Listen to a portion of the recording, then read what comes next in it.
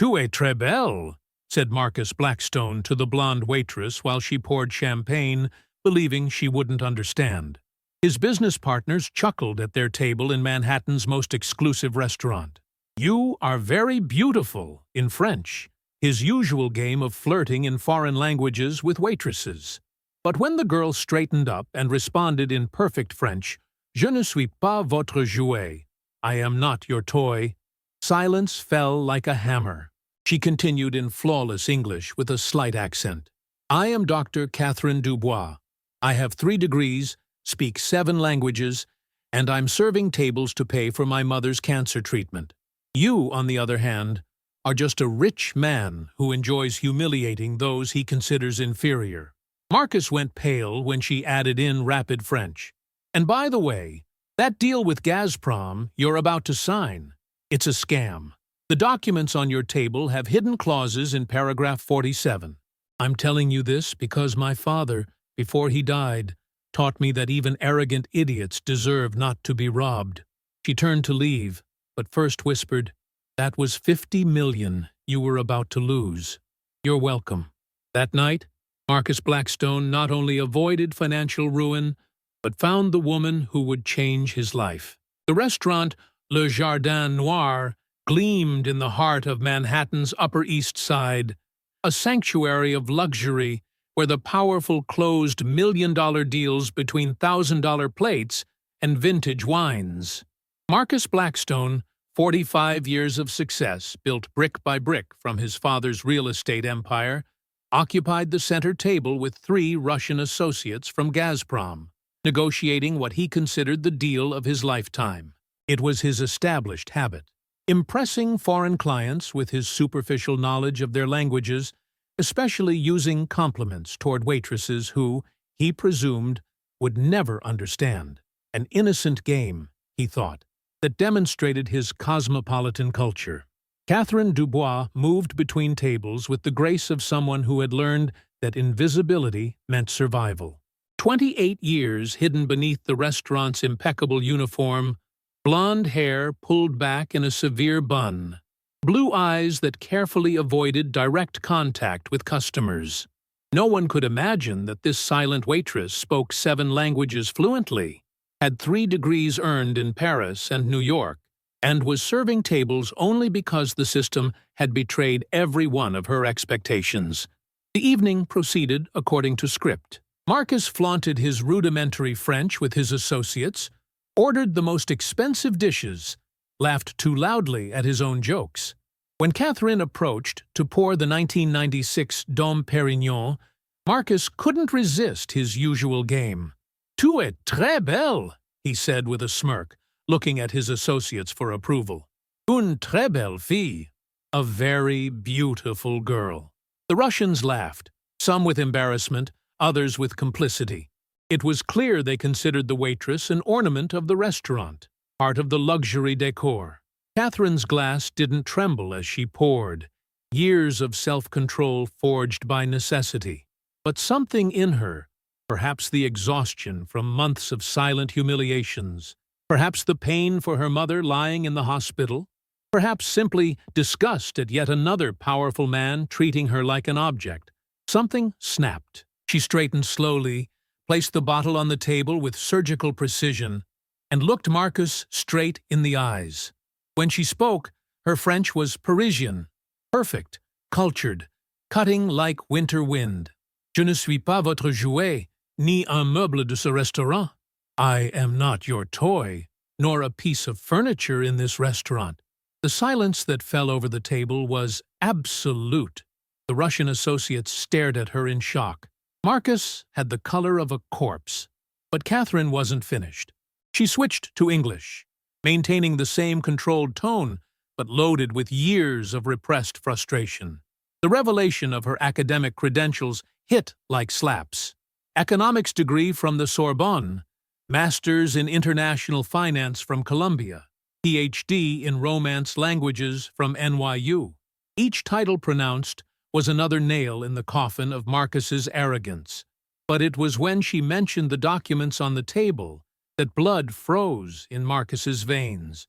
In rapid French, Too fast for his limited comprehension but perfectly clear to his associates, Catherine enumerated the fraudulent clauses hidden in the contract. She spoke of how Gazprom would acquire total control of Marcus's properties in case of even minimal payment delays, how the penalties were calculated to make compliance impossible, how this was a pattern she had seen in other contracts when she worked as a financial consultant in Paris.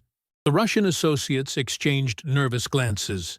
One of them, Dmitry Volkov, whom Catherine hadn't mentioned was her uncle, lowered his gaze in shame. He had been the one to orchestrate the scam, never imagining his niece would be there to ruin his plans. Catherine turned to leave, but before doing so, added in perfect English that her mother, a quantum physics professor reduced to begging for oncological treatments that insurance didn't fully cover, was worth more than all of Marcus's millions combined. The chaos that followed her exit was epic. Marcus grabbed the contracts, called his lawyer, discovered that every word Catherine had said was true. He had indeed avoided a financial catastrophe. The Russians tried to minimize, saying it was a misunderstanding, but the damage was done. The deal collapsed, but Marcus had avoided losing everything. Marcus Blackstone didn't sleep that night. Sitting in his penthouse overlooking Central Park, the fraudulent contracts scattered across the crystal table, he couldn't get Catherine Dubois's image out of his mind. It wasn't just gratitude for saving him $50 million. It was the shock of having so profoundly underestimated someone, the shame of his behavior, and something deeper he didn't want to admit. The next morning, he returned to Le Jardin Noir. The manager coldly informed him that Miss Dubois had resigned immediately after the incident. No one knew where she was. She had left only a formal resignation letter. Marcus insisted on getting information, offered money, but the staff maintained a protective wall of solidarity around their former colleague. It was then that Marcus did something he had never done before. Hired a private investigator not to spy on a competitor or a lover, but to find someone he owed apologies to. The investigator, Johnson, returned after 3 days with a file that painted an extraordinary picture. Catherine Dubois had arrived in America 5 years earlier with her mother, fleeing France after her father, an investigative journalist, was assassinated for exposing corruption in the energy sector. Ironically, some of the companies involved were the same ones Marcus did business with. Her mother, Marie Dubois, a brilliant physicist who had worked at CERN, fell ill with cancer shortly after their arrival. The American system had only partially recognized their academic credentials. Catherine, who in France had been a financial consultant for major banks, found herself having to start from zero. She had tried to find work in her field, but without recommendations, without the right network of contacts, every door had closed. Meanwhile, her mother's oncological treatments devoured all their savings. The file also contained articles written by Catherine for French economic magazines, financial analyses of extraordinary acuity that predicted market crashes that later actually occurred. A brilliant mind reduced to serving champagne to men worth a tenth of her intellect. Marcus found the address of the hospital where Marie Dubois was admitted. He showed up with a bouquet of flowers, feeling ridiculously inadequate. Catherine was there, sitting beside her mother's bed, reading aloud from a book of French poetry. When she saw him at the door, her face went from surprise to cold anger. The encounter in the hospital corridor was tense. Catherine told him clearly that she didn't want his charity, that she had saved him from the deal only because it was the right thing to do, not because she expected rewards. Marcus tried to explain that he wasn't there out of charity, but out of respect, to apologize, to understand. It was Marie, with a weak voice from the bed, who interrupted the discussion. In hesitant but dignified English, she invited Marcus to sit. She told him about her daughter, about the mathematical genius she had shown as a child, how she had given up a stellar career to take care of her. She also spoke about her murdered husband, how Catherine had inherited his sense of justice along with his curse of always seeing the truth, even when it would have been easier to ignore it. Marcus listened, and for the first time in years, felt truly small. Not small in the humiliating sense, but in the human sense. He understood that he had lived in a bubble of privilege so thick it had prevented him from seeing the real people around him. 3 days after the hospital encounter, Marcus showed up at Catherine's apartment in Brooklyn Heights with a professional proposal. Not flowers or gifts, but a folder of documents. The apartment was modest, but impeccably clean. Every surface covered with books in different languages, walls papered with economic charts, and market analyses written by hand. The proposal was simple and revolutionary. Marcus wanted to hire Catherine as senior consultant for his company. Not a facade job or disguised charity, but a real position with real responsibilities. He needed someone who could analyze international contracts, someone who spoke his business partner's languages, someone who had the courage to tell him the truth, even when he didn't want to hear it. Catherine laughed bitterly.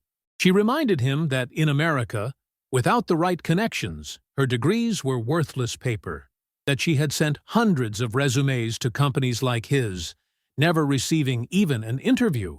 Marcus admitted the brutal truth of the system, but proposed something different. A 3-month trial, paid triple the market standard, with a contract guaranteeing total independence in her analyses. The discussion that followed was heated.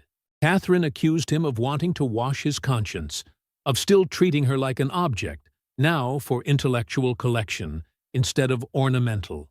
Marcus, for the first time in his life, didn't defend himself. He admitted every accusation, acknowledged his privilege, his blindness, his arrogance. Enjoying the story? Give it a little like, and don't forget to subscribe. Now then, let's carry on. It was when he mentioned that he had already spoken with the hospital administration to cover all of Marie's medical expenses, past and future, that Catherine exploded. She stood up furious, ready to throw him out. But Marcus stopped her with a revelation. His father and Catherine's father had known each other. Years before, Marcus's father had tried to publish the journalist Dubois' investigations in America. He had been threatened, had given in to pressure, but had always carried the regret of not having done enough. Marcus showed a letter his father had written but never sent, expressing admiration for Dubois' courage and shame for his own cowardice. Catherine read it with silent tears.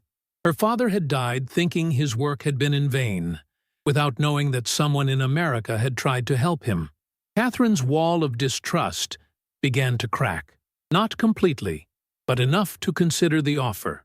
She set her conditions: total autonomy, complete access to company documents, right to veto any business she considered unethical. Marcus accepted everything. Catherine's first 3 months at Blackstone Holdings were a tsunami. On the first day, she identified accounting irregularities that internal auditors had ignored for years. In the second week, she blocked an investment in Kazakhstan that seemed profitable, but hid connections to money laundering. Within the first month, she had restructured the entire risk analysis department, firing incompetent consultants who were there only because of family connections. Internal resistance was fierce. The old executives, accustomed to the system of favors and superficiality, tried to sabotage her. They spread rumors about her past as a waitress, insinuated she was Marcus's mistress, tried to isolate her.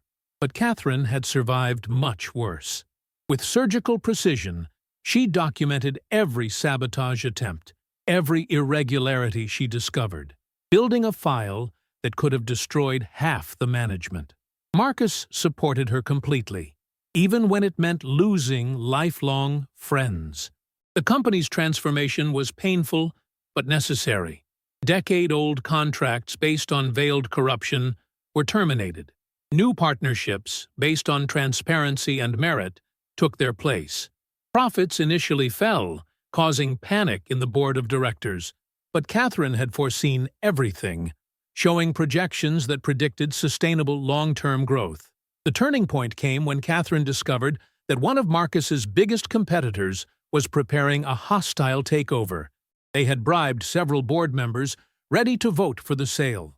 With a brilliant maneuver, Catherine used her French contacts, ironically the same ones she had served as a waitress, to orchestrate a counteroffer that not only blocked the acquisition, but brought Blackstone Holdings contracts worth $100 million. During this period, something also changed between Marcus and Catherine. Long nights in the office analyzing documents transformed into deep conversations. Marcus discovered the woman beyond the financial genius. The devoted daughter who read Baudelaire to her mother every night, the classical pianist who played Debussy when she thought no one was listening, the dreamer who still believed capitalism could be ethical. Catherine, for her part, saw beyond the arrogant billionaire's facade. She discovered a man who had inherited an empire without ever asking if he wanted it, who had used arrogance as armor against his deceased father's impossible expectations, who secretly funded orphanages but didn't want it known for fear of appearing weak. Marie, from the hospital where she was slowly recovering thanks to the best treatments, watched everything with an attentive eye. One day she told her daughter in French, "He looks at you the way your father looked at me, with respect, before desire. It's rare in American men." Catherine blushed, protested, but the seed was planted. The 5th month of collaboration brought a crisis that would define everyone's future. The Russian associates from the failed deal, secretly led by Dmitry Volkov, Catherine's uncle, launched a coordinated attack. They revealed to the press Catherine's past as a waitress, insinuating that Marcus had hired her for personal reasons. They published manipulated photos, hacked and distorted private conversations. The media attack was devastating. Economic newspapers questioned Blackstone Holdings' credibility. Investors began withdrawing capital. The board of directors demanded Catherine's immediate resignation. Marcus found himself facing the most difficult choice of his career: save face and the company by sacrificing Catherine, or risk everything to defend her. The board meeting was stormy. Members shouted, threatened, some even openly insulted Catherine, calling her the French waitress with contempt. Marcus listened in silence for an hour, then stood up. What he said next would become legend in Manhattan's corporate world. Point by point, he dismantled every accusation. He showed the financial results since Catherine's arrival. Efficiency increased by 40%. Fraudulent contracts avoided worth $200 million. New partnerships that would generate billions. Then he revealed something no one knew. He had recorded every meeting for the past 5 years. He had evidence of corruption, tax evasion, conflicts of interest from almost every board member. The ultimatum was simple. Either they supported Catherine, or he would make everything public. It wasn't a bluff. Marcus was ready to blow up the empire his father had built rather than give in to injustice. The board, shocked, capitulated. But the real surprise came from Catherine herself. Instead of passively accepting Marcus's defense, she took the floor. In perfect English, with a dignity that filled the room, she told her complete story. The father assassinated for telling the truth, the flight from France, the mother's illness, the humiliation of being reduced to serving men worth 1/10 of her intellectually. Then she dropped the bomb. She had recorded every compromising conversation she had heard while serving tables at Le Jardin Noir. She had an archive of admissions of corruption, tax evasion, even confessions of worse crimes. She had been silent out of necessity, but now had the power to destroy half of Manhattan's elite. The silence that followed was absolute. Then, unexpectedly, the oldest board member, 90-year-old Mr. Astor, began to applaud. "Finally," he said, "someone with balls in this room of eunuchs. And ironically, it's a woman." 1 year after that dramatic board meeting, Blackstone Holdings was unrecognizable. Under the co-leadership of Marcus and Catherine, now officially joint CEO, the company had become a model of ethical capitalism. Profits had tripled, but not at the expense of integrity. Every contract went through rigorous ethical controls. Every partnership was transparent. Every employee was valued for merit, not surname. Marie Dubois, completely cured and back to part-time teaching, watched with maternal pride not only her daughter, but also Marcus, whom she had learned to consider like the son she never had. The night of the party for the first anniversary of the company's refounding, organized precisely at Le Jardin Noir for delicious contrast, Marie made a toast that moved everyone. She spoke of how destiny sometimes uses tortuous paths to bring the right people together. How her daughter's humiliation as a waitress had actually been the catalyst for something greater. How Marcus, the arrogant billionaire who played with French words, had transformed into a man her husband would have respected. It was during that party that Marcus did something unexpected. He knelt in front of everyone, but not for the proposal everyone expected. Instead, he handed Catherine a document. He had transferred 51% of the company to her name. "You're the real brain here," he said. "I only inherited. You conquered." Catherine pulled him up, eyes moist. "No," she said firmly. 50-50. True partnership. In everything. The implied meaning wasn't lost on anyone. 6 months later, Marcus and Catherine's wedding wasn't the society event one would expect from a billionaire. It was an intimate ceremony in a small French church in Brooklyn, with Marie walking her daughter down the aisle, the few faithful employees who had believed in them from the beginning, and, surprisingly, several former waitress colleagues from Le Jardin Noir whom Catherine had then hired at the company in roles appropriate to their true competencies. Marcus's speech at the reception went viral on social media. He spoke of how he had lived 45 years believing he was at the top of the food chain, only to discover he was looking in the wrong direction. True strength wasn't crushing those below, but having the humility to recognize that those who serve can be those who save. Catherine, in her speech, was even more direct. She thanked Marcus for calling her très belle that night, because without that drop that overflowed the cup, she would still be silent, serving champagne instead of serving justice. Then she added, with that smile Marcus had learned to love and fear. "And besides, your French still sucks." After the honeymoon, intensive lessons. Dmitry Volkov, the traitorous uncle, was arrested 6 months later for international fraud, partly thanks to evidence provided by Catherine. From prison, he sent a letter of apology, admitting that greed had blinded him to the point of betraying his own family. Catherine didn't respond, but set aside a fund for his innocent children. The empire Marcus had inherited and Catherine had transformed became a case study in business schools. Not for record profits, but for having demonstrated that ethics and success are not mutually exclusive. Catherine gave lectures at Columbia, always starting with the same phrase, "I was a waitress. Now I'm CEO." The difference? Someone looked beyond the uniform. 2 years later, when their first daughter was born, they named her Hope. Marie, now grandmother, held the baby during the baptism and whispered in French a blessing her husband would have approved. "May you always tell the truth, even when it costs everything." The story of the waitress who silenced the billionaire became legend in Manhattan's high society.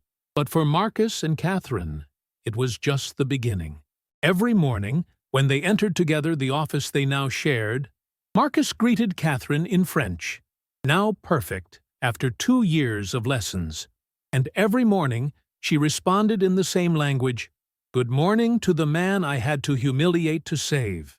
And every morning, he responded, "Thank you for saving me from myself." The office had a new decoration, framed on the wall, the receipt from that bottle of 1996 Dom Perignon, the one Catherine was pouring when everything changed. Below, a plaque with one word in French and English, commencement, beginning.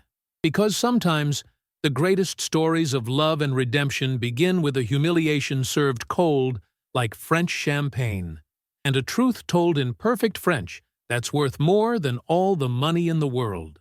And as the Blackstone Dubois empire grew, becoming the first American multinational to refuse business with unethical companies, while hiring qualified refugees ignored by the system, while proving that capitalism with a human face was possible, Marcus never forgot the fundamental lesson that behind every uniform is a story, behind every silence is a voice, and that sometimes the person serving you can be the one destined to serve you the greatest lesson of your life. Like if you believe we should never judge by appearances, comment with the moment that impacted you most. Share to remember that respect is worth more than money. Subscribe for more stories of redemption and poetic justice. Sometimes those who serve in silence hold the power to save empires. Sometimes arrogance is just ignorance that hasn't yet met its teacher. And always, always, truth spoken with courage is worth more than all the lies whispered in luxury.